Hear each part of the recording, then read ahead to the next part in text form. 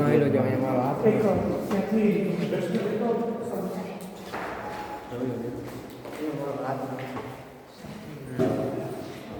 what do you understand by single phase में 3 phase induction motor working principle नाम से समझो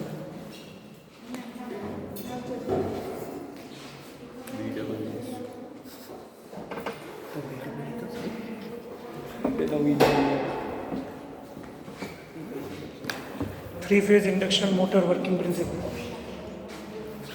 क्या वर्किंग प्रिंसिपल पर काम करे છે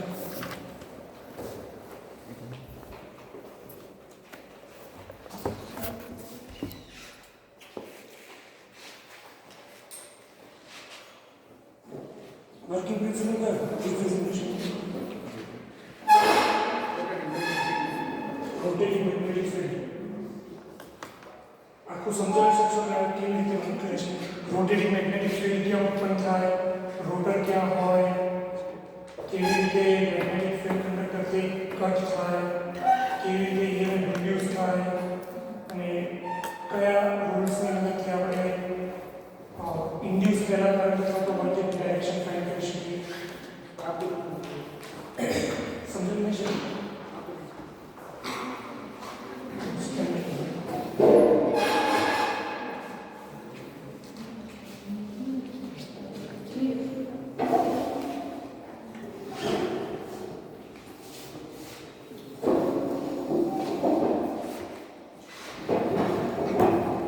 If you can't remember the last time what you have learned, then how will you go forward? And that's why I am slowing down in the teaching speed, in the sense of teaching speed. Teaching speed માં હું slow down છું. Why? Because થોડો વધારે time spend થાય તો તમને ખ્યાલ આવે વધારે ટાઈમ સ્પેન્ડ કરીએ ભલે થોડું પાછળનું ચલાવવાનું થઈ જાય એ ચાલી જાય પણ જેટલું શીખે એટલું તો એક્ઝામમાં લખી શકે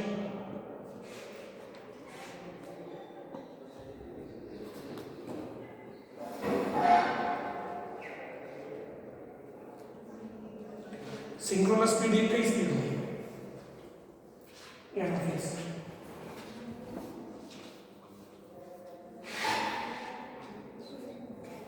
જેને આપણે હાથ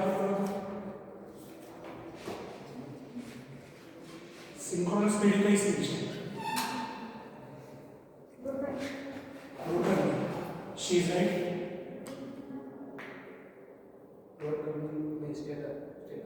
સ્ટેટર રોટેટ થાય સ્ટેટસ સ્થિર રોટર પર તો એનએસ કોની સ્પીડ છે એનું નામ શું છે કોની માટે છે બે બરાબર સ્ટેટર રોટર બંને બને આપણે થ્રી ફેઝ ઇન્ડક્શન મોટરમાં સ્ટેટર ફરે છે આ નહીં આ રોટર છે આ સ્ટેટર છે અને આ રોટર છે તો સ્ટેટર ફરે છે ના નો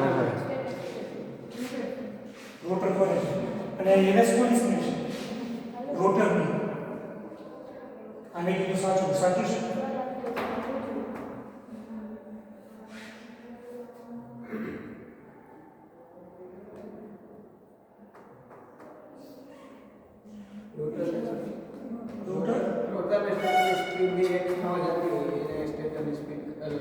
IMS formula છે 120F divided by P એમાં F શું છે ફ્રીક્વન્સી P શું છે વર્ક નંબર ઓફ પોલ તો રિવિઝન કરી કે નહીં કરી છે તો પછી માથું જોડવાનો મતલબ નથી ને P શું છે ખબર નથી તમને નંબર ઓફ પોલ છે હવે હું બોલું છું કે NS જે છે એ રોટેટિંગ મેગ્નેટિક ફિલ્ડની સ્પીડ છે સાચું કે ખોટું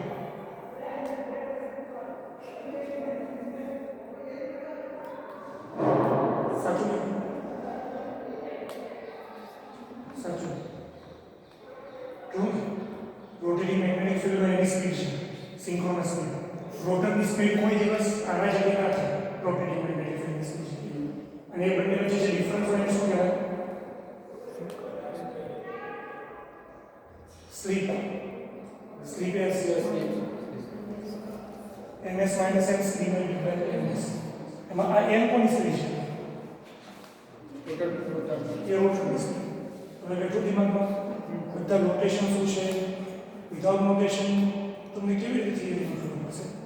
હજુ વર્કિંગ પ્રિન્સિપલ ફેરાડેનો કયો નિયમ કામ કરે? બોલવું હોય તો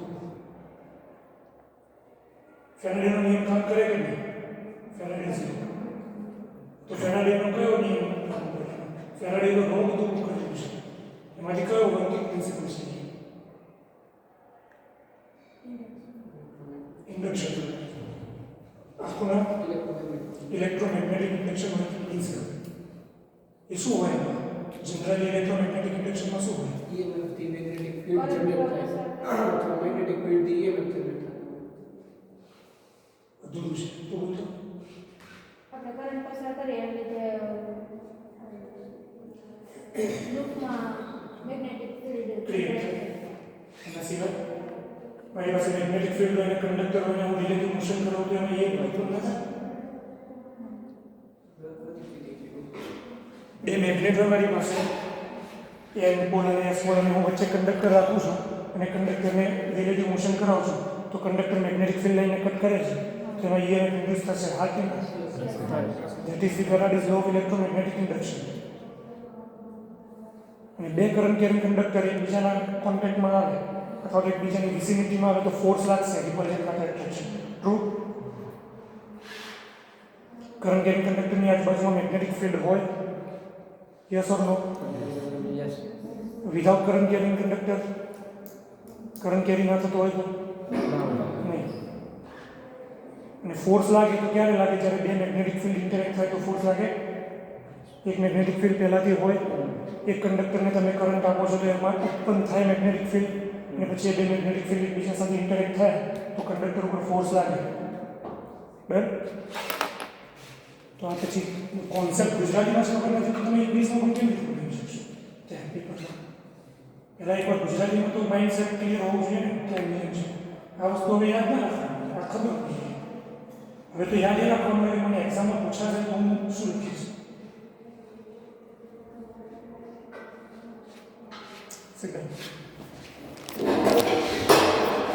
વધારે હવે રિવિઝન આપણે તમારા લેતા નથી. Single phase induction motor start કરી દઈએ છીએ બીકોઝ દેટ ઇઝ ઇમ્પોર્ટન્ટ.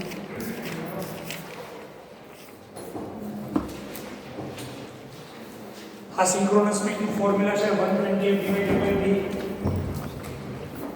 આ ફોર્મ્યુલા કેવી રીતે પ્રૂફ થાય છે આપણે ચેક કર્યું, પણ એ પ્રૂફ તમારી બુકમાં નથી અને તમારે ધ્યાન રાખવાની પણ કોઈ જરૂર નથી. તમે અત્યારે બુક ઉપર નહીં કરો તો ચાલશે. You just pay attention. ns જે છે સિંક્રોનસ સ્પીડ, એનો યુનિટ છે rpm, રિવોલ્યુશન પર મિનિટ. સ્ટેટરની અંદર 3 ફેઝ સપ્લાય હોય, 3 કોઇલ હોય, જે આપણે લાસ્ટ ટાઈમ જોયું. 3 કોઇલની અંદર 3 ફેઝ સપ્લાય આપવામાં આવે તો ટાઈમની અંદર 120 ડિગ્રી અપાર્ટ હોય 3 ફેઝ સપ્લાય વિથ ઈચ. અને એ 3 કોઇલ જે છે એને સ્પેસમાં પણ 120 ડિગ્રી ઉપર મૂકી હતી અને એનું કોમ્બિનેશન એક વેક્ટર સમથી આપણે અન્ડરસ્ટેન્ડ કર્યું હતું કે એક રોટેટિંગ વેક્ટર આપે છે. અને રોટેટિંગ વેક્ટર શેનો હતો? મેગ્નેટિક ફિલ્ડનો. એટલે આપણે એવું કહી શકીએ કે 3 ફેઝ સપ્લાય 3 કોઇલને આપવામાં આવે અને 3 કોઇલ 120 ડિગ્રી પર મૂકેલી હોય તો એની વચ્ચેની જે સ્પેસ છે એની અંદર રોટેટિંગ મેગ્નેટિક ફિલ્ડ ક્રિએટ થાય છે, અથવા એમ કહી શકાય કે ચુંબકીય ક્ષેત્ર રોટેટ થાય છે. બરાબર? એની અંદર એક રોટર રાખ્યું હોય તો એ રોટરની અંદર ફેરાડેઝ લો ઓફ ઇલેક્ટ્રોમેગ્નેટિક ઇન્ડક્શનના એકોર્ડિંગ EMF ઇન્ડ્યુસ થાય. અને EMF ઇન્ડ્યુસ થાય તો એની અંદર કરંટનો ફ્લો થાય, કારણ કે ક્લોઝ છે. ક્લોઝ કેવી રીતે છે? આવી રીતે આવા બાર્સ છે અને બધા ક્લોઝ છે આનાથી. એક આ રિંગ અને એક પાછળ બીજી રિંગ. એટલે બહારની અંદર કરંટ ફ્લો થાય એટલે બીજી બે રિંગમાં ડિવાઈડ થાય અને પાછું સામેના બીજા બારમાં કનેક્ટ થાય. અને જ્યારે કરંટ કેરિંગ કંડક્ટર હોય અથવા તો બાર હોય, બાર એની સળી, તો એની આજુબાજુ મેગ્નેટિક ફિલ્ડ હોય. એક તો રોટેટિંગ મેગ્નેટિક ફિલ્ડ હતું, એક બીજું ઉત્પન્ન થયું, બે ક્રોસ થયા તો એના વચ્ચે ફોર્સ લાગે અને રોટર રોટેટ કરવાનું સ્ટાર્ટ થાય. કેવી રીતે રોટેટ થાય એના માટે આપણે આ જોયું હતું અને એના પરથી આપણે એવા ડિસિઝન ઉપર પહોંચ્યા હતા કે રોટર એ જ ડાયરેક્શનમાં રોટેટ કરશે જે ડાયરેક્શનમાં રોટેટિંગ મેગ્નેટિક ફિલ્ડ હશે. બરાબર? તો હવે આપણે સિંગલ ફેઝ ઇન્ડક્શન મોટરનો ટોપિક ચાલુ કરી દઈએ.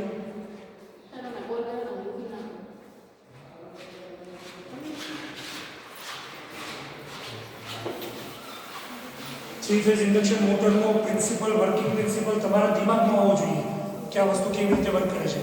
અને મેં બીજી 2 PDF અપલોડ કરી છે. એક PDF છે એ RMF માટે છે અને એક PDF જે છે એ થ્રી ફેઝ ઇન્ડક્શન મોટર માટે છે. એ બંને PDF કેનવાસમાં છે. તમને જે લાઇબ્રેરીમાંથી બુક મળી છે એ પણ વાંચો અને તમારી જે બુકની PDF હું આપું છું એ પણ વાંચો. બંનેને કમ્બાઈન કરીને સમજો. કેટલું થિયરી આટલું પૂછાય તો મારે આટલું લખવું, કેટલું કરીને છૂટું નહીં પડી શકે. આટલી થિયરી છે તો એની અંદર મારે આપણું સમજવું પડશે. એ થિયરી પહેલાં સમજવાની છે. એટલે હવે આપણે થ્રી ફેઝ ઇન્ડક્શન મોટરને હું હવે સ્ટોપ કરું છું. તમને ડાઉટ હોય તો તમે પર્સનલી પછી મને પૂછી શકો છો. કોઈ એવું વધારે ડાઉટ હોય તમને નથી સમજાતું, બરાબર? Otherwise this is four response. મને એક્સપેક્ટેશન હતી તમારા તરફથી કે તમે કંઈક વધારે સારી રીતે એક્સપ્લેન કરો. I am going to discuss now single phase induction motor.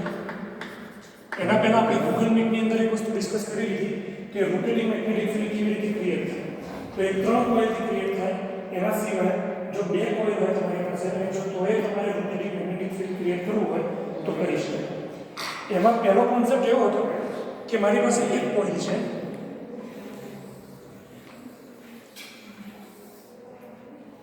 Coil અને એ કોઇલને સપ્લાય આપું છું એસી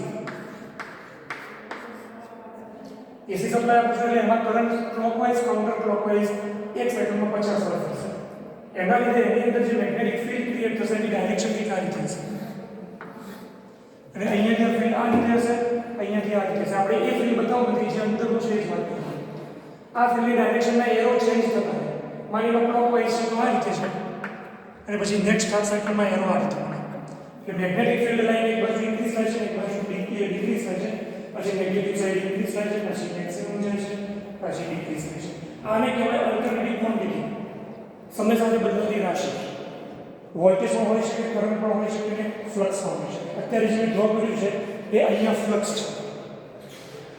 આનાથી હું 2 કોઇલ બનાવી શકું. આ જ કોઇલના ટુકડા કરી દઈએ. અડધા ટર્ન્સ અહીંયા સુધી છે અને બાકીના અડધા ટર્ન્સ અહીંયા છે અને સેમ એસી સપ્લાય આપું છું, બરાબર?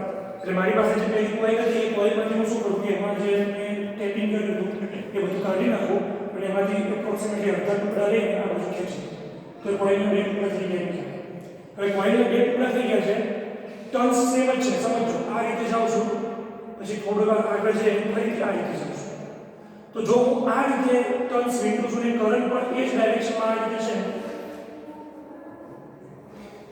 કેમ નહીં સર? મને સર 12 કલાક 40 કલાક 5 મિકેનિકલ એસી મને સર લેક્ચર કેટલા સમય છે સર? એક આ બાજુ કરંટ જે છે તો આ કરંટ જે છે એના લીધે જે મેગ્નેટિક ફિલ્ડ ક્રિએટ થાય છે આ બાજુ છે.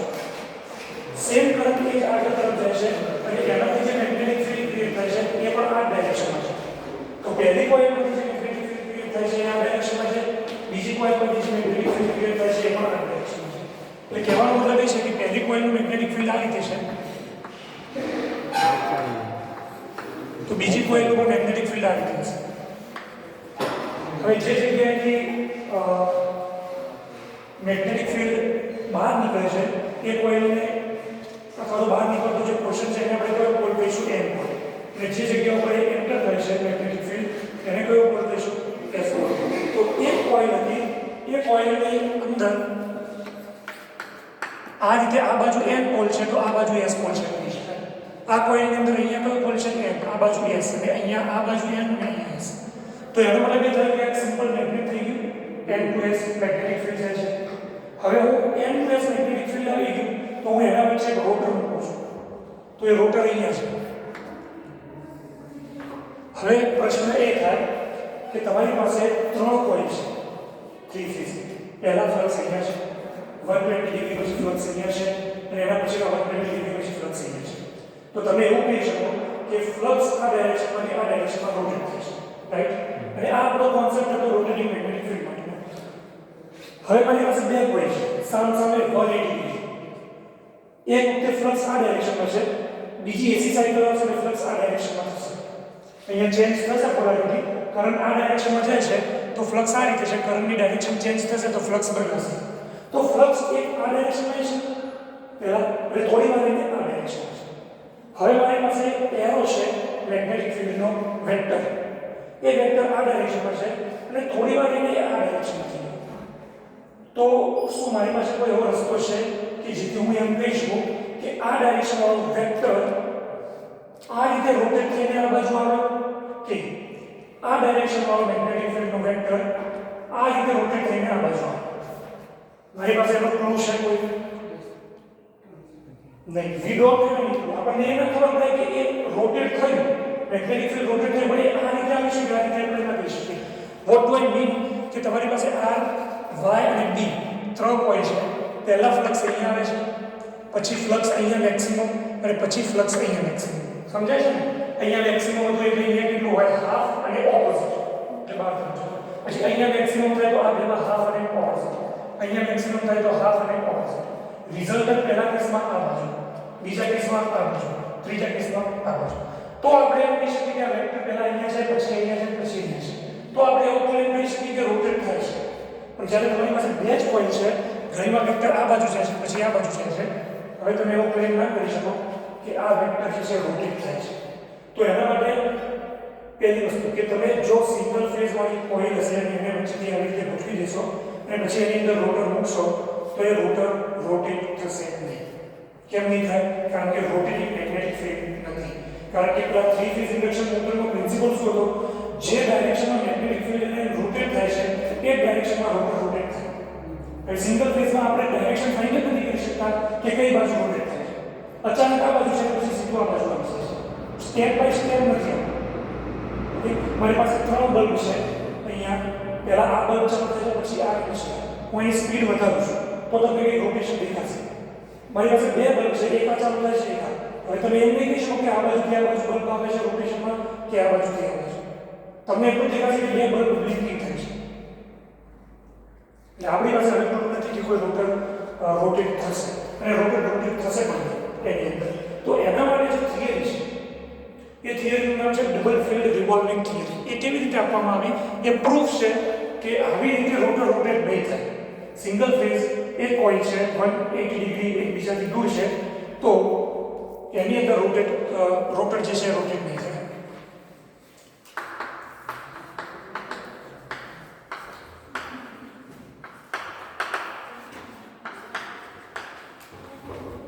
Double field revolving theory. આ થિયરી એ શું કીધું કે તમારી પાસે જે એક વેક્ટર છે મેક્સિમમ એના બે ટુકડા કરી દો, અડધા બદલી હાફ મેગ્નિટ્યુડ. એટલે આપણી પાસે આવી રીતે એક વેક્ટર હોય ફાઈ મેક્સિમમ અને પછી એ વેક્ટર આ બાજુ આવે છે તો આના ઇક્વિવેલન્ટ શું કરવાનું?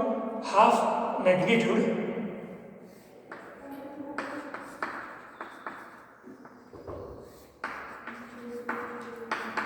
ના બે વેક્ટર વિચારવાના, ઇમેજિન કરવાના.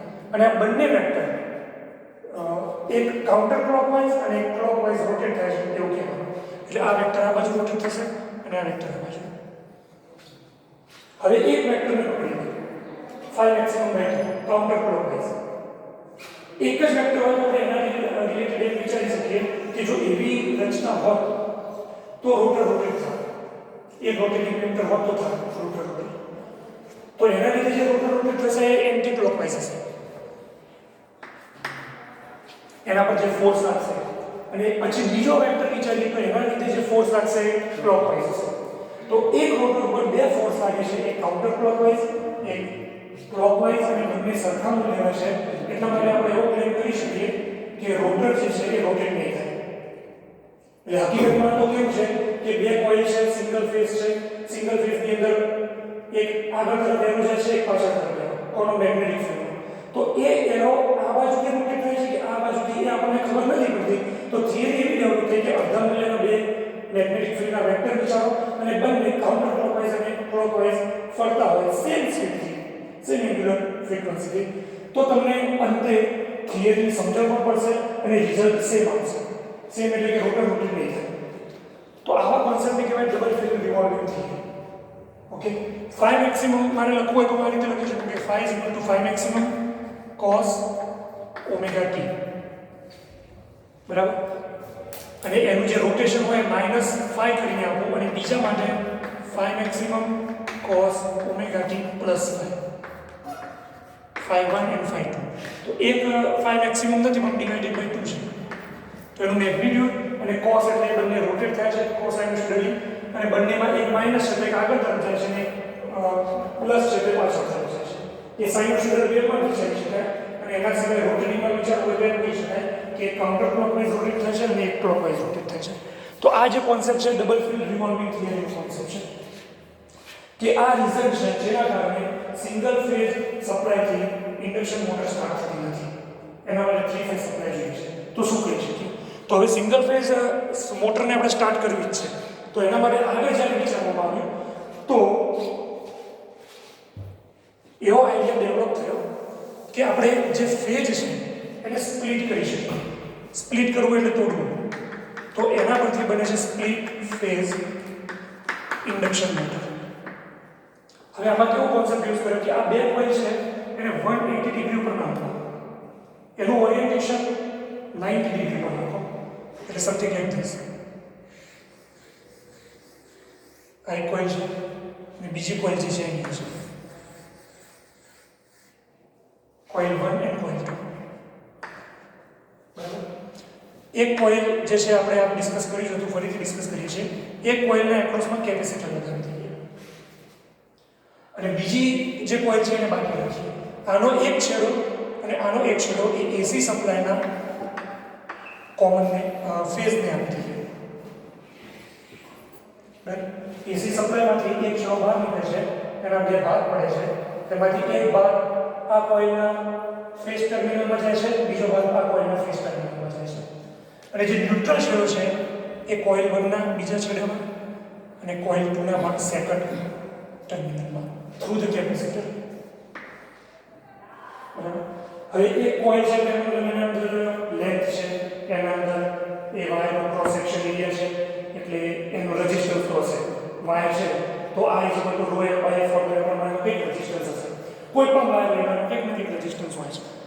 એ વાયરને તમે સર્ક્યુલર વીંટ્યો છે તો એનો મતલબ એ થયો કે એને હવે ઇન્ડક્ટન્સ છે. ઇન્ડક્ટન્સ પ્રોપર્ટી કેવી રીતે પિક્ચરમાં આવે કે જ્યારે તમારી પાસે એક કરંટ કેરિંગ વાયર છે અને એ વાયરને તમે ઓરિએન્ટેશન એટલે એને કોઈ મટીરિયલ ઉપર વીંટી દો છો તો તમારું એ ઇન્ડક્ટન્સ બની છે. એ ઇન્ડક્ટર કહેવાય. સિમ્પલ વાયર છે તો ઇન્ડક્ટર ના કહેવાય, પણ વાયરને તમે ગોળ ગૂંચવું વાળી દો છો નાઉ ઇટ ઇઝ ઇન્ડક્ટર. ઓકે, આ બેઝિક આઈડિયા છે ઇન્ડક્ટરનો. તો અહીંયા કોઇલ છે એમાં R છે, L છે. આની અંદર આ કોઇલ છે એના અંદર R પણ છે, L પણ છે અને વધારાની સિરીઝમાં C પણ છે. આ RLC સર્કિટ છે, આ ફક્ત RL સર્કિટ છે. હવે તમે કોન્સેપ્ટ ભણી ચૂક્યા છો કે તમારી પાસે રેઝિસ્ટન્સ હોય તો એમાંથી ફ્લો થતો કરંટ અને એના એક્રોસના વોલ્ટેજ નો ફેઝર ડાયાગ્રામ આ રીતે ડ્રો કરી શકાય. વોલ્ટેજ અને current in phase. Right. Voltage અને current are in phase. In phase એટલે એ ફેઝમાં છે, એમની વચ્ચેનો કળા તફાવત 0 છે. કળા તફાવત એટલે ફેઝ ડિફરન્સ અને ફેઝ ડિફરન્સને આપણે એંગલ θ અથવા તો ફાઈ કહીએ છીએ. તો અત્યારે આ શું છે? Pure R, just R. પછી આર એલ આ પણ આપણે ડિસ્કસ કરી ચૂક્યા છીએ. તો એક ઇન્ડક્ટન્સ છે, આ સિમ્બોલ બલ્બનો છે એટલે તમારે એક વધારે ટર્ન્સ લગાવવો પડશે. R L. તો ટોટલ વોલ્ટેજ છે V છે, અહીંયાથી ફ્લો થતો કરંટ I છે. પ્યોર ઇન્ડક્ટર હોય તો કરંટ 90 ડિગ્રી લેગ હોય, લેગ એટલે પાછળ. તો અહીંયા V 90 ડિગ્રી એટલે આપણને ખબર છે કે આ ડાયરેક્શનમાં જવું જોઈએ લેગ માટે. કેમ? કારણ કે આપણે અંતે ઓવરઓલ ફેઝર ડાયાગ્રામ જે છે એને એન્ટી ક્લોકવાઇઝ રોટેટ કરવાનો છે અને phasor diagram anti clockwise rotate થાય તો આપણને ખબર પડે કે કયો ફેઝર લીડ કરે છે અને કયો ફેઝર લેગ કરે છે. આ મારી બે ફિંગર છે, હું એને આ રીતે રોટેશન આપું છું તો ક્લિયરલી દેખાય છે કે આ ફિંગર આના કરતાં લેગ છે. આ હંમેશા એનાથી પાછળ રહેશે અને આપણે એ હંમેશા એન્ટી ક્લોકવાઇઝ રોટેટ કરીએ છીએ. એ સ્ટાન્ડર્ડ છે ઇલેક્ટ્રિકલ એન્જિનિયરિંગ ફેઝર ડાયાગ્રામ માટે. તો જો ઇન્ડક્ટર જ હોત તો કરંટ વોલ્ટેજ કરતાં 90 ડિગ્રી પાછળ લેગ હોત તો અહીંયા હોત. બરાબર. પણ રેઝિસ્ટન્સ છે, એટલો રેઝિસ્ટન્સ હોત તો કરંટ અહીંયા હોત. પણ રેઝિસ્ટન્સ અને ઇન્ડક્ટર બે છે તો એ બંનેની વચ્ચે ક્યાંક આવશે. આને કહેવાય લેગ. આ ઇન ફેઝ અને કહીશું લેગ. અને લીડ કરવું હોય તો રેઝિસ્ટન્સ વિથ કેપેસિટર, અને અહીંયા વી છે તો પહેલાં મારે વોલ્ટેજ અહીંયા હું ડ્રો કરું તો એના કરતાં 90 ડિગ્રી કાઉન્ટર ક્લોકવાઇઝ લાઇન અને ક્લોકવાઇઝ લાઇન. પ્યોર કેપેસિટર હોત તો કરંટનો ફેઝર 90 ડિગ્રી લીડ હોત, આગળ હોત, પણ અહીંયા રેઝિસ્ટન્સ છે અને કેપેસિટન્સ છે તો એ બંનેની વચ્ચે ક્યાં થશે. અને આ બધા જ ફેઝર ડાયાગ્રામ આ પોઈન્ટ ઉપરથી આ ડાયરેક્શનમાં રોટેટ થતા હોય. આપણે વારે ઘડીએ આ એરો રિપ્રેઝેન્ટ નહીં કરીએ. આ વાત clear? Lead lag pure capacitor તો 90 ડિગ્રી ઉપર અને બેનું કોમ્બિનેશન આપણે બંનેની વચ્ચે ક્યાં, બરાબર? તો આ કોન્સેપ્ટનો અહીંયા યુઝ કરવાનો છે મેગ્નેટિક ફિલ્ડને રોટેટ કરવા માટે. તો એના માટે શું કરી શકાય? આનો ફેઝર ડાયાગ્રામ ડ્રો કરીએ તો જુઓ પેરેલલ કનેક્શન છે બંને કોઇલ માટે, સેમ વોલ્ટેજ છે. તો સેમ વોલ્ટેજ છે તો એના માટે અહીંયા ફેઝર રાખી દઈએ V. એક છે ઇન્ડક્ટિવ સર્કિટ છે કોઇલ 1, તો એમાંથી ફ્લો થતો કરંટ I1 અને બીજી કોઇલ છે એમાંથી ફ્લો થતો કરંટ I2. તો વોલ્ટેજ કરતાં RL વાળી સર્કિટ છે એટલે કરંટનો ફેઝર આના જેવો આવશે લેગ I1, કારણ કે આ RL સર્કિટ છે. જે સેમ હોય ને એનો ફેઝર આપણે હોરિઝોન્ટલમાં દોરીએ છીએ. સિરીઝ સર્કિટ હોય તો અહીંયા આપણે I દોરીએ છીએ અને પેરેલલ સર્કિટ હોય તો આપણે હોરિઝોન્ટલ ઉપર V દોરીએ છીએ. સિરીઝમાં કરંટ સેમ હોય એટલે આપણે સેમ ફેઝર હોરિઝોન્ટલ પર રાખીએ. પેરેલલ સર્કિટની અંદર વોલ્ટેજ બધા સેમ હોય તો આપણે પહેલા V નો ફેઝર ડ્રો કરી દઈએ કારણ કે બધા માટે કોમન છે. જે બદલાય છે ક્વોન્ટિટી પછી મૂકીએ. પછી અહીંયા RLC છે. RL હોત તો શું થાય? આવો ફેઝર. RC હોત તો શું થાય? આવો ફેઝર. RLC બંને ભેગું થાય તો ફેઝરમાં આ બેનું એડિશન થાય. હવે આ બે ફેઝરનું એડિશન હું અહીંયા કરું છું.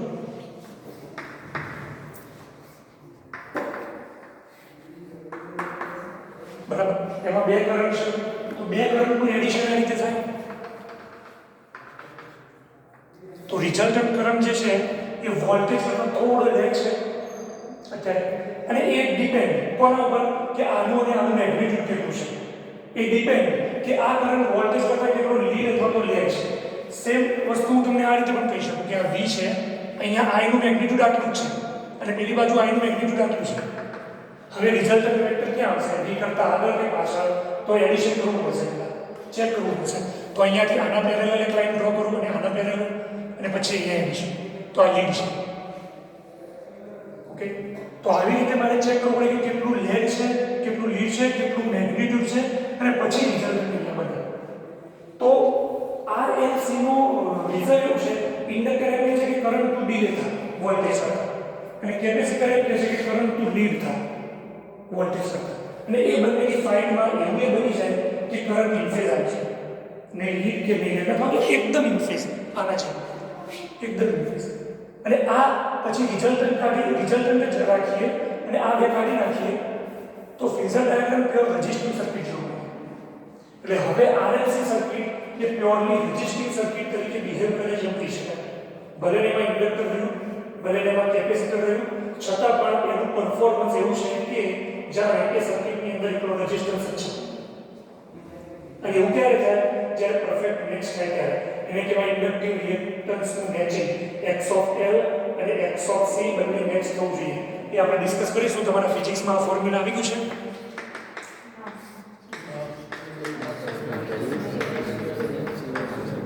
આમાં આ બેનું મેચ થાય તો આ 0 થઈ જાય, આ 0 થઈ જાય તો આ વર્ગ અને વર્ગમૂળ નીકળી જાય તો Z કે R બની જાય.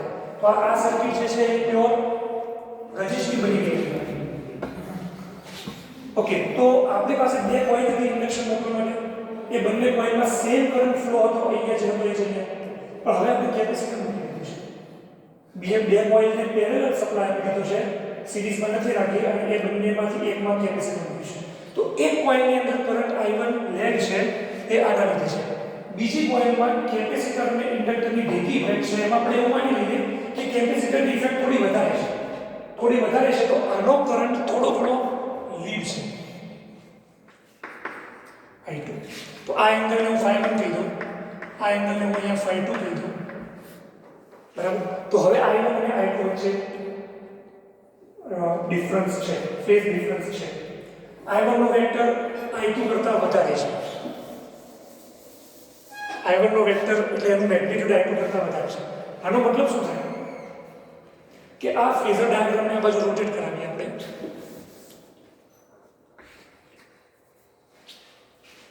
તો પહેલા કોણ આવે છે I2 અને પછી કોણ આવે છે I1. I2 કરતાં I1 પાછળ છે, લેગ છે. એટલે અહીંયા શું થશે, જેવો કરંટ આવે એવો તરત ફ્લક્સ આવે. રોટર અહીંયા છે તો પહેલા ક્યાં આવે છે કરંટ અહીંયા, તો ફ્લક્સ પહેલા ક્યાં આવશે અહીંયા, અને થોડી વાર એને ફ્લક્સ ક્યાં આવશે અહીંયા, કારણ કે આ કરંટ લેગ છે આના કરતાં. ઓકે, તો આ જે વેક્ટર છે એના પછી આ વેક્ટર અહીંયા આવે છે અને એ બંને વચ્ચેનો ફિઝિકલ એંગલ ચેક કરો, 90 ડિગ્રી છે. જે રીતે આપણે કોઇલ મૂકી છે, કોઇલની વચ્ચેનો એંગલ 90 ડિગ્રી છે. ફિઝિકલ કોઇલ કેવી રીતે મૂકવામાં આવે, એ કોઇલ આ રીતે રાખવાની, બીજી કોઇલ આ રીતે રાખવાની. તો એ ઓરિએન્ટેશન 90 ડિગ્રી પર છે કહેવાય. પહેલા આપણે કેવી રીતે રાખ્યું આ રીતે, એક કોઇલ અહીંયા છે ને અહીંયા, તો એ 180 ડિગ્રી હતું. હવે કેવું છે, એક કોઇલ અહીંયા છે, એક કોઇલ અહીંયા છે, તો 90 ડિગ્રી થયું. આ જગ્યાએ ઉપરની કોઇલ સામે કરંટ પહેલા આવે છે, પછી આ કોઇલમાં લેગમાં આવે છે. તો એ મેગ્નેટિક ફીલ્ડ પહેલા અહીંયા છે, પછી અહીંયા છે. તો હવે આપણે એમ કહી શકીએ કે પહેલા મેગ્નેટિક ફીલ્ડ અહીંયા હતું ને પછી અહીંયા હતું. તો હવે આપણે એવું કહી શકીએ કે આટલા પોર્શનમાં મેગ્નેટિક ફીલ્ડ આ રીતે રોટેટ થાય છે, બરાબર. એટલા જ પોર્શનમાં મેગ્નેટિક ફીલ્ડ આટલા પોર્શનમાં આટલું રોટેટ થાય છે. આ વેક્ટર છે એ અહીંયાથી અહીંયા આવ્યો તો પહેલા આ વેક્ટર અહીંયા હતો, પછી આ રીતે બન્યો, આ રીતે બન્યો હશે, આ રીતે બન્યો હશે, પછી આ રીતે આવ્યો છે. આવું કહી શકીએ કે આટલા પોર્શનમાં રોટેટિંગ મેગ્નેટિક ફીલ્ડ છે કહેવાય. હવે તમારી પાસે જે રોટર છે તો તમે આવું કરી શકો કે રોટર અહીંયા છે, એક કોઇલ અહીંયા રાખી દો અને એક કોઇલ અહીંયા રાખી દો, અથવા બે કોઇલ છે અને સીધી જ રાખી દો આ રીતે.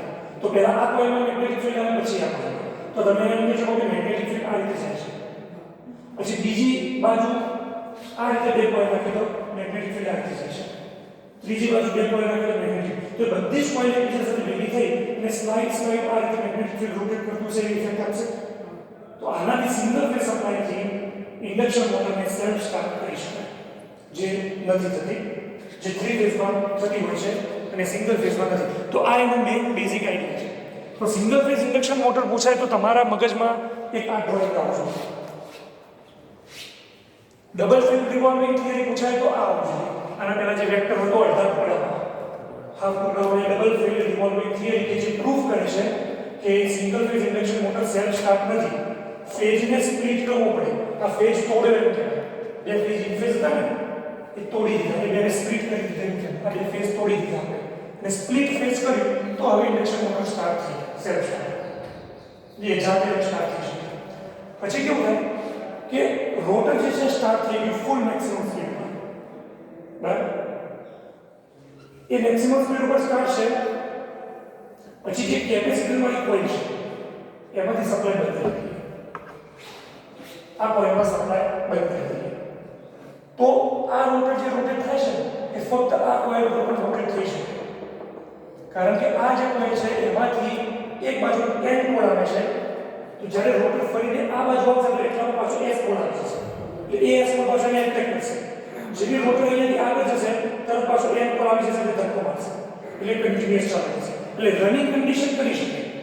એમાં પછી કાઢી નાખી, સ્વિચ કાઢવી હોય તો કાઢી શકાય, પણ સ્વિચ નહીં પણ કોઇલને કાઢવી હોય કેપેસિટર હોય તો એને કાઢી શકાય. તો આ ટાઈપની જે રચના છે આખી એ બેઝિક આઈડિયા છે single phase split phase induction motor, એટલે કે 3 ફેઝ ઇન્ડક્શન મોટર. આ કઈ છે single phase split phase induction motor. હવે આના કેટલા ટાઈપ્સ છે, પહેલા આમાં કોઈ ડાઉટ છે કે આમાં આ કોન્સેપ્ટ હજુ રિપીટ કરવાની જરૂર છે?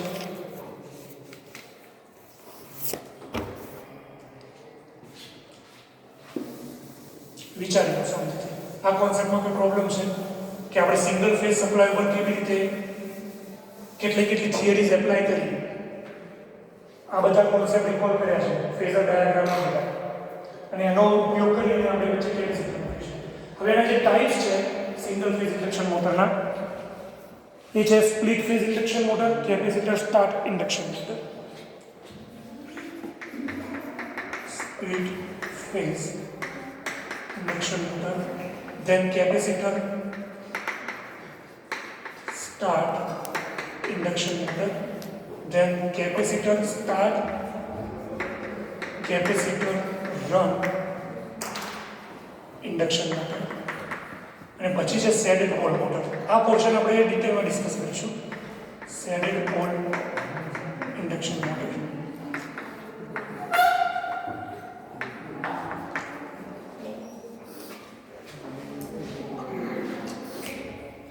હવે હું જે ડાયાગ્રામ છે બુકમાં હું એક ડાયાગ્રામ અહીંયા ડ્રો કરું છું સિંગલ ફેઝ ઇન્ડક્શન મોટરમાં. હવે તમે બુકમાં જોઈ શકો છો page number 7.9.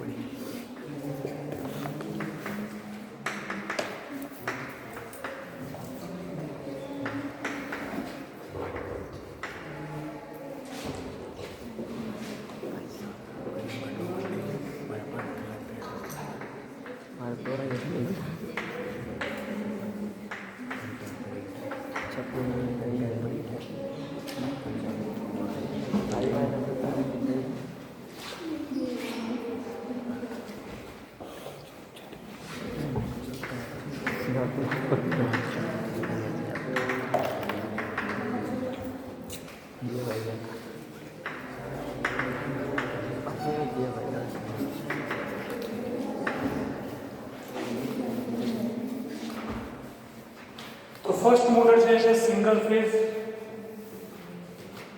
R split induction motor. R split એટલે તમે એમ કહી શકો કે રેઝિસ્ટન્સ સ્પ્લિટ ઇન્ડક્શન મોટર. એ આર ફેઝનું આર નથી, એ રેઝિસ્ટન્સ સ્પ્લિટ ઇન્ડક્શન મોટર છે. આ મોટરને હવે જો આની અંદર તમારે આ રીતે ડ્રોઈંગ ડ્રો કરવાનું. જેમાં સિંગલ ફેઝ સપ્લાય છે, ત્યાંથી બે વાઇન્ડિંગ છે. એક વાઇન્ડિંગ છે મેઇન વાઇન્ડિંગ છે, જે આવી રીતે ઇન્ડક્ટર વાળા સિમ્બોલથી રિપ્રેઝન્ટ કરી છે. બીજું વાઇન્ડિંગ છે ઓક્સિલરી વાઇન્ડિંગ છે, જે આવી રીતે ઇન્ડક્ટર વાળા સિમ્બોલથી રિપ્રેઝન્ટ કરી છે. આ ઇન્ડક્ટર ટાઈપનો જે સિમ્બોલ છે એ વાઇન્ડિંગ જ છે, બરાબર. આપણે ઇન્ડક્ટર તરીકે પણ યુઝ કરીશું અને વાઇન્ડિંગ તરીકે પણ યુઝ કરીશું. અહીંયા એક સેન્ટ્રીફ્યુગલ સ્વિચ છે, એ સ્વિચનું શું કામ છે આપણે પછી ડિસ્કસ કરીએ. અને અહીંયા જે રોટર છે સ્પેરલ ગેજ રોટર છે, એટલે જે આપણે અહીંયા જોયું એ આ રોટર છે. આ યાદ રાખજો, અહીંયા રોટર નથી ત્યાં પડી શકો. જે આપણે રોટર જોયું પ્લેન રોટર એકદમ એક સ્પેરલ ગેજ રોટર હતું. અને આ મોટી જે છે મોટર એની અંદર જે રોટર છે એની અંદર પણ એક છે સ્પેરલ ગેજ. આ રોટર જે છે એની અંદર જે આવશે વાયર વાળું રોટર છે. આપણે જોવા નહીં મળે આપણને, બટ ડ્રોઈંગ તમારા બુકમાં આપેલું છે. અહીંયા કરંટ I1 છે, અહીંયા કરંટ I2 છે. આની અંદર ફરક એટલો છે કે એક જગ્યા પર ઇન્ડક્ટન્સ વધારે છે અને એક વાઇન્ડિંગની અંદર રેઝિસ્ટન્સ વધારે છે. જો રેઝિસ્ટન્સ વધારે હોય તો કરંટ ઇન ફેઝ હોય, અને ઇન્ડક્ટન્સ વધારે હોય તો સપ્લાય વોલ્ટેજ કરતાં કરંટ ઘણો બધો જાય. તો પણ બે વાઇન્ડિંગના કરંટ વચ્ચે એંગલ ક્રિએટ થાય. એમ right? Are you getting my point? હું તમને આ વાત કરી રહ્યો છું કે તમારી પાસે એક વોલ્ટેજ છે અને તમારી પાસે રેઝિસ્ટન્સ વધારે છે, ઇન્ડક્ટન્સ બહુ ઓછું છે, તો તમારી પાસે આ ટાઈપના કરંટ હશે. રેઝિસ્ટન્સ વધારે છે, ઇન્ડક્ટન્સ ઓછું છે. તમારી પાસે એક બીજી વાઇન્ડિંગ એવું છે કે જેની અંદર રેઝિસ્ટન્સ ઓછો છે પણ એની અંદર ઇન્ડક્ટન્સ વધારે છે. તો પરફેક્ટ 90 ડિગ્રી તો નહીં હોય, પણ આ રીતે હશે. તો પણ એ બે કરંટ વચ્ચે એંગલ ક્રિએટ થાય નહીં. ઓકે, આપણો એમ એ છે કે બે કરંટ જે છે એની વચ્ચે એંગલ ક્રિએટ થવું જોઈએ. તો અને તો જ એક કોઇલની અંદર કરંટ પહેલા આવે, પછી બીજી કોઇલની અંદર કરંટ પછી આવે, તો અને તો સ્પેસની અંદર રોટેટિંગ મેગ્નેટિક ફિલ્ડ ક્રિએટ થાય. હવે આના માટેનું જે ફોર્મ્યુલા છે ટોર્ક લાગે એ આ છે, જે તમારા બુકમાં નહીં આપેલું પણ તમે લખી દેજો. Torque is equals to I1 I2 sin of the angle between them, અથવા phi1 maximum phi2 maximum sin of the angle between them. આ ટોર્ક લાગે એના માટેનો ફોર્મ્યુલા છે. ચલો એંગલ બે કરંટ વચ્ચેનો 0 છે, કેટલું ટોર્ક હશે? 0 કેવી રીતે ખબર પડી? sin 5 મેક્સિમમ ક્યારે થશે? 90 90 ડિગ્રી કરંટના બે વચ્ચે એંગલ 90 ડિગ્રી કેવી રીતે એચીવ કરી શકાય? કાં તો પ્યોર રેઝિસ્ટિવ વાઇન્ડિંગ નો અને pure inductive winding. Winding pure resistive મળી જાય પણ એમાં ઇન્ડક્ટન્સ તો રહી જાય થોડું. અને પ્યોર ઇન્ડક્ટિવ વાઇન્ડિંગ એચીવ કરવું મુશ્કેલ છે બીકોઝ એની અંદર લેન્થ હશે રિટર્ન્સ હશે. તો એનાથી વધારે આપણે એવું કરી શકીએ કે કેપેસિટર એડ કરીએ એટલે એ વાઇન્ડિંગનો વેક્ટર લેગ થાય છે તો બીજા વાઇન્ડિંગનો વેક્ટર લીડ કરાવે તો એ બંનેની વચ્ચે જે એંગલ છે વધારે બનશે. એંગલ 90 ડિગ્રી કરતાં વધારે બની જશે તો કેપેસિટર વધારે આપી દીધું ટોર્ક શું થશે? વધશે ઘટશે? શું થશે? ઘટશે. કેવી રીતે? sin 90 ની કિંમત જે છે ઘટતી જાય sin 90 ડિગ્રી પછી. તો આ જે ફોર્મ્યુલા છે એના માટે આ ફોર્મ્યુલાનો પ્રૂફ પણ છે પણ તમારે નથી આપવાનું. તમારે ફોર્મ્યુલા એક્સેપ્ટ કરવાનું છે કે this is the torque between two current carrying coil.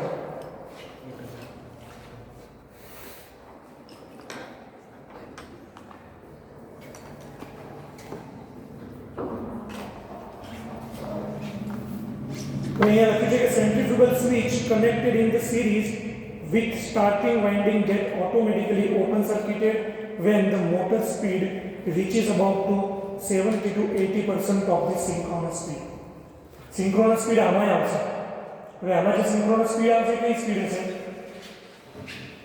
અહીંયા જે વેક્ટર છે મેગ્નેટિક ફિલ્ડનો અહીંયા જે વેક્ટર છે એ કેટલા ઝડપથી અહીંયા સુધી આવે છે? ફરીથી આ જે બે નંબરની કોઇલ હતી ત્યાં જે મેગ્નેટિક ફિલ્ડનો વેક્ટર છે એ કેટલો ઝડપથી અહીંયા સુધી આવે છે? એની જે સ્પીડ છે એ સિંક્રોનસ સ્પીડ છે. એ સિંક્રોનસ સ્પીડની સાપેક્ષે રોટર 70 થી 80% ની સ્પીડ એચીવ કરશે તો જે સ્વિચ જે છે એ ઓટોમેટિકલી ઓપન થઈ જશે. એટલે શરૂઆતમાં સ્વિચ ક્લોઝ હશે, બે કરંટ ફ્લો થશે, સ્પ્લિટ ફેઝ થઈ ગયું, બેમાં કરંટની અંદર ફેઝ આવી ગયો, રોટરે રોટેટ થવાનું સ્ટાર્ટ કરી દીધું, રોટર 80% જેટલી સ્પીડ ઉપર પહોંચી ગયું, પછી આ સ્વિચ ઓપન થઈ જશે. આવું કેવી રીતે બને? તો એ જે રોટર છે ને એ વાઇન્ડિંગ એના ઉપર રાખેલું હોય અને એ રોટર જ્યારે રોટેટ થાય ને તો એ સ્વિચ પણ એની સાથે છે. એ સ્વિચની અંદર એક સ્પ્રિંગ હોય એટલે જેટલી વધારે રોટર ઝડપથી રોટેટ કરે એટલો એના પર સેન્ટ્રીફ્યુગલ ફોર્સ લાગે એટલે સ્પ્રિંગ છે થોડી ખેંચે અને ખેંચાઈ એને રિમૂવ થઈ જાય. તો એ સ્પ્રિંગની જે સ્ટ્રેન્થ છે એટલી નક્કી કરવામાં આવે કે રોટર 80% જેટલી સ્પીડ ઉપર પહોંચે એટલે સ્પ્રિંગ મેક્સિમમ ઓપન થઈ જાય. એટલે ઓપન થઈ જાય સ્પ્રિંગ એની સાથે જે કોન્ટેક્ટ હોય છૂટો પડી જાય. તો આ વાઇન્ડિંગ જે છે એ નીકળી શકે છે. પછી અહીંયા I1 I2 અહીંયાથી બે ડિવાઈડ થતા હતા કરંટ અહીંયા થઈને પાછા ફરીથી I1 અને I2 એડ થઈને અહીંયા I બનતા હતા. એના જગ્યાએ ઓપન થઈ જાય તો કરંટ ફક્ત આ વાઇન્ડિંગમાંથી જ ફ્લો થાય અને આ વાઇન્ડિંગના જ કારણે અહીંયા એક રોટર જે છે ફર્યા રાખે સ્ક્વેર કેજ ઇન્ડક્શન રોટર. બરાબર. એના પછી સેકન્ડ પાર્ટ છે કેપેસિટર સ્ટાર્ટ ઇન્ડક્શન મોટર અને capacitor start capacitor run induction motor. તો કેપેસિટર સ્ટાર્ટ ઇન્ડક્શન મોટરમાં અહીંયા કેપેસિટર હોય. આનાથી શું ફાયદો થાય? આનાથી ફાયદો એ થાય કે કરંટ જે છે અહીંયા આટલા એંગલ પર છે એના કરતાં કંઈક વધારે એંગલ પર છે એટલે ટોર્ક વધારે મળશે. જેથી આપણે કોઈ હેવી જગ્યાએ એનું કામ લેવું હોય તો એ એપ્લિકેશન માટે આ ટાઈપની યુઝ થાય. અને capacitor start capacitor run induction મોટરમાં આ સ્વિચ ન હોય. એટલે એનો મતલબ એ થયો કે કેપેસિટર રનિંગ કન્ડિશન સ્ટાર્ટિંગથી લઈને રનિંગ કન્ડિશન સુધી કન્ટિન્યુઅસલી એમાં જોડાયેલું હોય. હવે જે આપણા ફેન છે એ આ મોટર છે. Capacitor start capacitor run induction motor. એટલે એની અંદર તમને ખબર છે ને વ્હાઇટ કલરનું એક હોય છે એને શું કહો છો? કેટો કેપેસિટર. સાદી ભાષામાં એને કંઈક બીજું કહેતા છો. એ કેપેસિટર જે છે એ કેપેસિટર આ છે અને એ આ ફેનનું જે વાઇન્ડિંગ છે હવે હું તમને એ બતાવું કે આમાં 90 ડિગ્રીમાં આ વાઇન્ડિંગ કેવી રીતે છે. આ ફેન છે બરાબર, ફેનનું આ રોટર છે. તો આ રોટરની અંદર આ બેરિંગ છે, આ શાફ્ટ છે. તમે ધ્યાનથી જો અહીંયા નીચે એક વાઇન્ડિંગ છે બધા દેખાય છે અને વાઇન્ડિંગ આ રીતે છે બરાબર. આ વાઇન્ડિંગને ધ્યાનથી જો શરૂઆતમાં દેખાય છે અને એવું જ વાઇન્ડિંગ અંદર તરફ પણ છે. આ બાજુ આ રીતે હોય છે અને એવું જ વાઇન્ડિંગ અંદર તરફનું છે. હવે અંદરનું વાઇન્ડિંગ અને બહારનું વાઇન્ડિંગ એ બંનેને જો તમે ધ્યાનથી જોશો ને તો તમને ફરક એ દેખાશે કે આ વાઇન્ડિંગ ઉપરનું જે છે એમાં જે બે કોઇલ છે બરાબર, એમાં નીચેની કોઇલ આ બે જે એને કહીશું કંડક્ટર કહેવાય, તો સાઈડ વે કહેવાય એને. તો આ જે ભાગ છે કોઇલના બે છેડા એના વચ્ચે આ કોઇલનો મિડલ ભાગ આવે છે. એટલે જો હું એનું ડ્રોઈંગ કરું તો એક તમને આ રીતે દેખાશે. સામેથી જોઈએ છીએ, આ એક કોઇલ છે, આ બીજી કોઇલ છે, બહારની કોઇલ, અને અંદરની જે કોઇલ છે આના અંદરની જે કોઇલ છે આ તરફથી જોઈએ છીએ તો અંદરની જે કોઇલ છે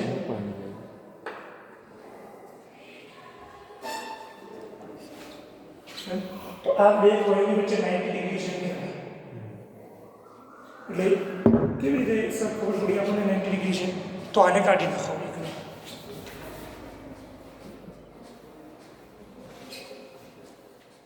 બરાબર, એક કોઇલ છે, એક કોઇલમાંથી વેક્ટર બહાર નીકળતો હોય મિડલમાંથી, બીજી કોઇલ એની બાજુ પર હોય તો બહાર નીકળતો વેક્ટર હોય તો એ બંને વચ્ચે મેક્સિમમ ડિસ્ટન્સ થઈ ગયું. પણ હવે એક કોઇલની વચ્ચે હું બીજી કોઇલ એવી રીતે મૂકી દઉં કે પહેલી કોઇલના સેન્ટરમાં બીજી કોઇલની એક સાઈડ આવે.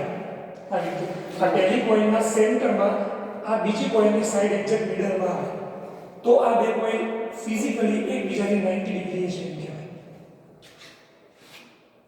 તમે સિક્વન્સમાં રીતે કોઇલ મૂકો છો, કહીએ પછી કહીએ પછી કહીએ પછી કહીએ તો આ કોઇલનો સેન્ટરમાંથી જે મેગ્નેટિક ફિલ્ડ બહાર નીકળે છે અને બીજું આ કોઇલ જે શેમાંથી બહાર નીકળે છે એ બંને વચ્ચે 180 ડિગ્રી છે કહેવાય. Relative distance 180 degree. અને આ પહેલી જે કોઇલ છે અને બીજી કોઇલને એક્ઝેક્ટ મિડલમાં લાવીને મૂકી દઈએ તો આપણે 180 ડિગ્રી કરતાં અડધું કરી નાખ્યું એટલે એ ડિસ્ટન્સ 90 ડિગ્રી કરી નાખ્યું. બરાબર, એટલે 90 ડિગ્રી પર છે. કેમ પણ એવી રીતે વચ્ચેથી જોઈએ છે? કારણ કે એ કોઇલ સર્ક્યુલર છે, એમાંથી જે મેગ્નેટિક ફિલ્ડ બહાર નીકળશે એક્ઝેક્ટ મિડલમાંથી નીકળશે. એટલે આપણે બે વચ્ચેનો એકનો ફંક્શન જે છે એમાં વધારે કોન્સન્ટ્રેશન કરીએ છીએ અને ત્યાંથી મેગ્નેટિક ફિલ્ડ બહાર નીકળતો છે. તો એક મેગ્નેટિક ફિલ્ડ ત્યાં છે, બહાર બીજું મેગ્નેટિક ફિલ્ડ અહીંયા છે, બે મેગ્નેટિક ફિલ્ડ અહીંયા થયા એટલે પાછળની કોઇલ હતી એના વચ્ચે. એટલે અહીંયા ને અહીંયા આ રીતે વેક્ટર હોય તો પહેલા જો કરંટ અહીંયા આવતો હોય તો આ કોઇલની અંદર કરંટ એના કરતાં 90 ડિગ્રી લેગ આવી નહીં. એટલે પહેલા આ કોઇલમાં કરંટ આવે, પછી આ જે કોઇલ છે આ રીતે હોય અને થોડી ટાઈમ વચ્ચેની કોઇલમાં અહીંયા મેગ્નેટિક ફિલ્ડ. એટલે પહેલા મેગ્નેટિક ફિલ્ડ અહીંયા આવ્યું, પછી અહીંયા આવ્યું અને એટલા દરમિયાન આ કોઇલ મેગ્નેટિક ફિલ્ડ આ રીતે થઈ જશે. એટલે આ સિક્વન્સ જોઈએ તો પહેલા મેગ્નેટિક ફિલ્ડ અહીંયા, પછી અહીંયા, પછી અહીંયા. એટલે રોટેટિંગ થઈ ગયું કહેવાય. એટલે completely rotating magnetic field create કરે એ આ રીતે આ વાઇન્ડિંગ કર્યું છે ફેનની અંદર. અને આ વાઇન્ડિંગમાંથી બધી જ કોઇલ એકબીજાની સાથે સિરીઝમાં પહેલા વાઇન્ડિંગ સિરીઝમાં હોય એટલે આ રીતે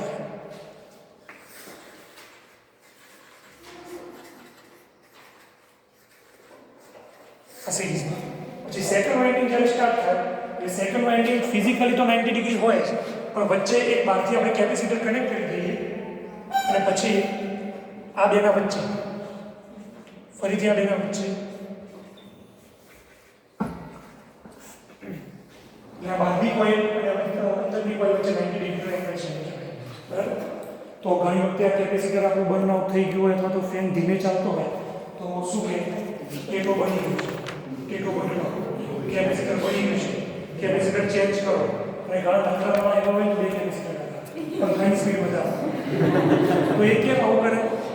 એનું રીઝન છે આ છે કેપેસિટર લગાવવાથી તમે એક કોઇલના વેક્ટરને ચેન્જ કરો છો જેના કારણે એની વચ્ચે ટોર્ક જે છે વધી ગયું છે. Okay, so this is the single phase induction motor. Okay, જો આપણી પાસે ટાઈમ છે આપણે એક 7 કોડ પર આજે પૂરું કરી દઈશું. એના પછી તરંગસર તમારું બીજું જે પોર્શન છે કન્ટિન્યુઅસ થશે. Capacitor start, capacitor run induction motor, capacitor start induction motor, split phase induction motor. હવે ક્વેશ્ચન તમને એવું પૂછે what are the types of single phase induction motor? Explain one in detail. તો પહેલા શું લખવું પડે? what are the types of explain any one એટલે તમને એને ફ્રીડમ આપી દીધી કે આ ત્રણમાંથી તમે કોઈ પણ એક એક્સપ્લેન, ચારમાંથી કોઈ પણ એક એક્સપ્લેન કરો. હવે તમારે કોઈ પણ એક મોટર એક્સપ્લેન કરવી છે તો તમારે એક આ સર્કિટ ડાયાગ્રામ ડ્રો કરવો પડે. બને એટલું બધું વધારે પડતું આની અંદર એડ કરી આ ડ્રોઈંગની અંદર સૌથી વધારે મેન્શન કરવાની કોશિશ કરો કે જેથી કોઈ એક્ઝામિનર છે તો જોવાના છે કે આની અંદર શું લખ્યું છે. હું જોતો હોય પેપર તો મને આ બધું જોઉં તો મને ખબર પડી જાય કે આ સ્ટુડન્ટે ડિટેલ કરી છે. અને કોઈ વ્યક્તિ આવી રીતે રફ ડ્રોઈંગ કરે છે કંઈ પણ જ્યાં કેપેસિટર છે આવશે આવી રીતે તો મને ખબર પડે કે આ વેચ આવે છે આની અંદર હોતી એટલે તમારું ડ્રોઈંગ ડિટેલ ક્લિયર હોવું જોઈએ. સ્પેરલ ગેજ ઇન્ડક્શન રોટર છે તો એ લખવાનું, કેપેસિટર છે તો એ લખવાનું, પછી સમજાવવાનું જે કંઈ તમે ડ્રોઈંગમાં કર્યું છે એ સમજાવવાનું. એના પછી એનો ફેઝર ડાયાગ્રામ, તો ટોપિક બનાવવાનું કે ફેઝર ડાયાગ્રામ એનાથી લખવાનું. એના વચ્ચે એંગલ બતાવવાનું કે phi જેટલો એંગલ છે.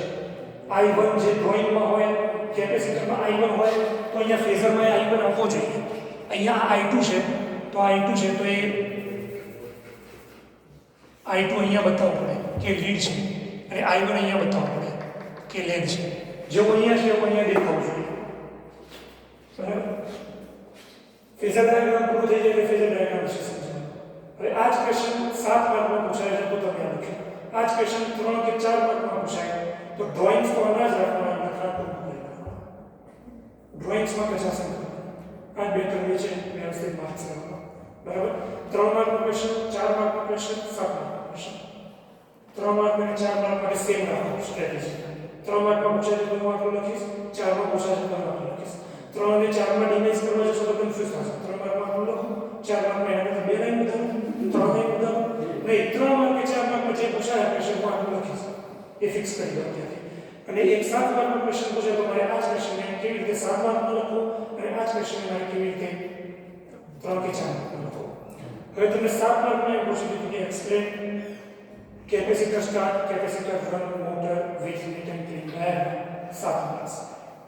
તો તમારે ટાઈપ્સ લખવા હોય તો લખી શકો કે there are this much amount of types અને એના પછી એ ડિટેલ માં ફેઝર ડાયાગ્રામ, કન્સ્ટ્રક્શન, વર્કિંગ એવું બધું બનાવવાનું. મુદ્દા જો હું આપીશું એવું બધું લખવાનું. બરાબર. એના પછી શેડેડ મોડ છે તો શેડેડ મોડ આપણે પછી રાખીએ છીએ.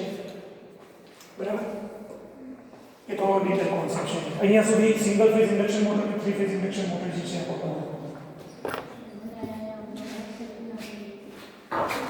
હમ